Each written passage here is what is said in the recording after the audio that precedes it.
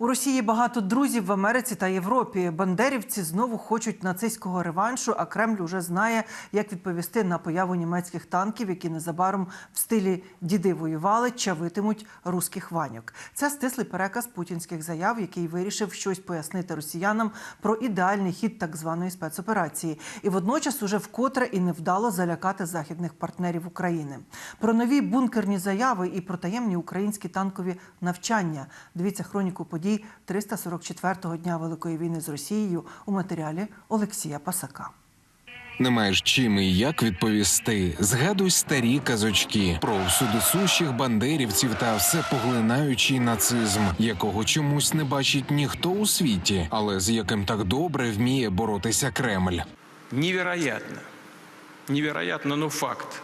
У роковини Сталінградської битви Путін вирішив полякати із самих росіян і західний світ. Буцімто всі йдуть війною на Росію, але там на 12-му місяці так званої спецоперації тепер мають про що заявити. Варто врахувати ризики старечої деменції, адже ключове в риториці агресора – це вже давно знайомі натяки на ракетні удари чи застосування ядерної зброї. Нам снова угрожают немецкими танками «Леопард»,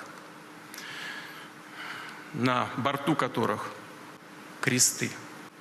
Мы свои танки к их границам не посылаем, но у нас есть чем ответить.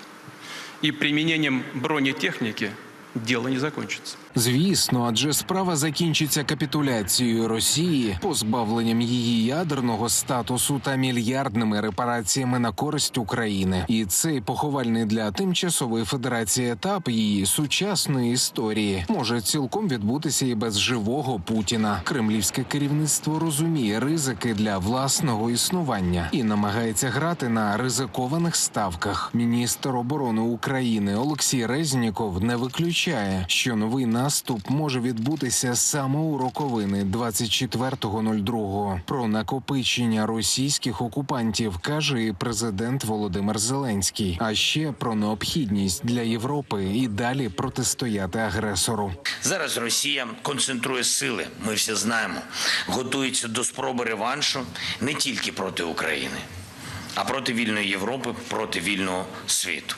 Щоб здолати такого ворога, на жаль, недостатньо лише успіхів на полі бою. Потрібна віра в Європу вільну, в Європу мирну, об'єднану. Потрібна міцність наших інституцій. Міцність різна, але вона з'являється з часом. На диво, нейтральна раніше Австрія заявила, що висилає 4 так званих російських дипломатів. Половина працювала в амбасаді країни ворога, ще 2 у представництві ООН у Відні. Формулювання не чіткі, але вочевидь шпигунство погано поєднується із законним перебуванням в країні. А до Хорватії, президент якої вже відзначився скандальними заявами про перспективу російсько-української війни, прибув міністр оборони Польщі, адже політичні заяви і потреба захисту власної країни не завжди йдуть поруч. В ситуації загроження, яке становить спроба відбудови імперіум, ми перебуваємо в ситуації, коли є загроза спроби відбудувати Російську імперію, і це напад Росії на Україну. Солідарність країн, які входять до Організації Північно-Атлантичного договору і є частиною Європейського Союзу, є важливою основою нашої стійкості. Міцність партнерів критична, але міцність Збройних сил України ще важливіша. Минулого тижня на півночі Харківщини відбувся 3-денний вишкіл танкістів. З міркувань безпеки ЗМІ отримали дозвіл на публікацію відео лише зараз. Раніше військові експерти припускали, що очікуване посилення ЗСУ західними панцерниками може відбутися вже після початку нової хвилі російської ескалації. Тож додаткове злагодження вже готових підрозділів сил оборони – справа вкрай нагальна. Ворог може планувати будь-які сценарії нового нападу, але український залізний кулак уже готовий нищити ці плани. Потім ми доходимо до межі бур'янів і покошеної трави. Так. Висувається група. рубежі проходу через хащі, ви вже подивилися все.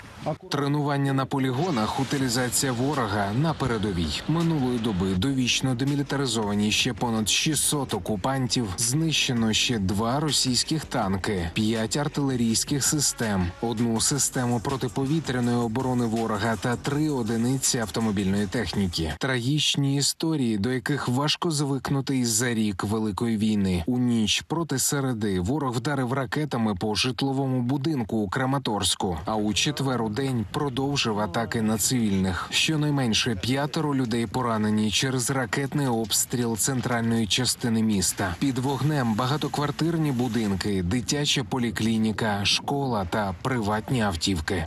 Взрывы и все. И все текает. Повылетали окна, двери. Так что Много было взрывов. 2. Я 2 слышу. Квартира, наверное, сильно пострадала. Так. Окна вылетели, двери. Двері та вікна можна вставити заново, оселю полагодити, але другий шанс на життя не отримати. Поки Донеччина й надалі перебуває під вогнем терористів, людей вкотре закликають негайно евакуюватися. Олексій Пасак, 5 канал.